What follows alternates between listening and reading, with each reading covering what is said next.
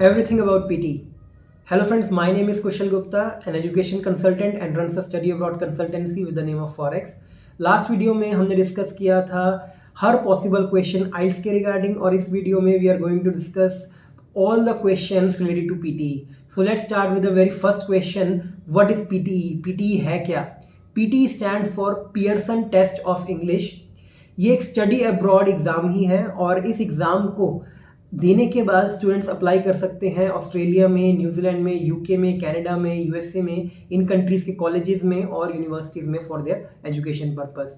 The next question is what is the eligibility criteria of this exam? कौन इस exam को दे सकता है? All the students who have crossed the age of 18 and who have the passport of their nation. सिर्फ दो criteria है, 18 plus as और passport. इन दो क्राइटेरिया की हेल्प से आप अपना पीटी का एग्ज़ाम अपीयर कर सकते हो.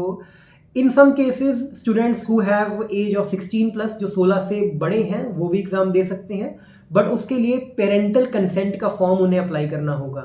The next question is when is the exam conducted? ये एग्ज़ाम होता कब है? तो अगर बात करते हैं इसकी डेट की, कोई भी स्पेसिफिक डेट नहीं है. ये exam through out the year चलता रहता है. आप किसी भी पर्टिकुलर डेट को इस एग्ज़ाम को अपीयर कर सकते हो. और द बेस्ट थिंग इज़ कि एक पर्टिकुलर डे के अंदर भी आपको 4 या 5 अलग अलग स्लॉट्स मिलते हैं जिसके अंदर आप अप्लाई कर सकते हो. फॉर एग्जांपल, अगर मैं एक एग्जांपल के तौर पे बताऊं, तो अगर आप नवंबर के अंदर 30 नवंबर को चूज़ कर रहे हो एग्ज़ाम के लिए, तो 30 नवंबर को ही आपको 4 या 5 अलग स्लॉट मिल जाएंगे कि आप सुबह को 8 बजे भी एग्ज़ाम दे सकते हो, दोपहर को 11 बजे भी एग्ज़ाम दे सकते हो, शाम को 6 बजे भी एग्ज़ाम दे सकते हो. तो इस तरीके से एक ही दिन में 4 या 5 अलग स्लॉट्स आपको मिल जाते हैं. The next question which comes in anyone's mind is who conduct this exam? India में अगर बात करते हैं तो पियर्सन VUE ये एक ऑर्गेनाइजेशन का नाम है जो इस एग्ज़ाम को कंडक्ट कराती है. और ये कम्प्लीटली कंप्यूटर बेस्ड टेस्ट है. ये ऑफलाइन नहीं होता है, ये pen and paper based test नहीं है, ये कंप्यूटर पे ही होगा. Let's move to the validity of this exam कि ये कितने लंबे टाइम तक इसका स्कोर कार्ड जो है वो वैलिड रहेगा. अगर इस एग्ज़ाम के स्कोर कार्ड की वैलिडिटी की बात करते हैं तो जिस डेट को आप एग्ज़ाम में अपीयर हो रहे हो उस डेट से कंप्लीटली 2 ईयर्स तक इसकी वैलिडिटी रहती है.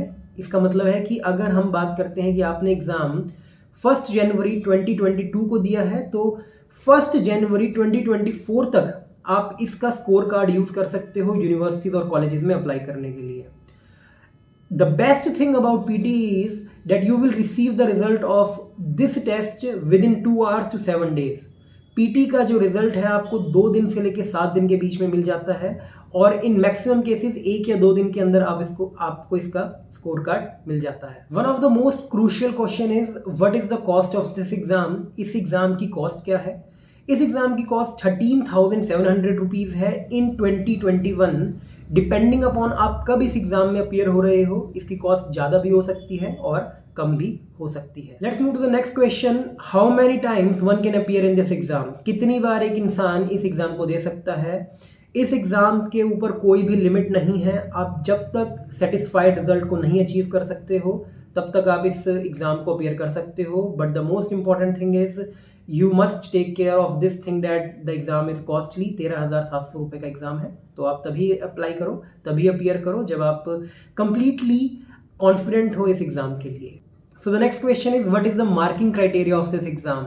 कितने में से नंबर मिलते हैं?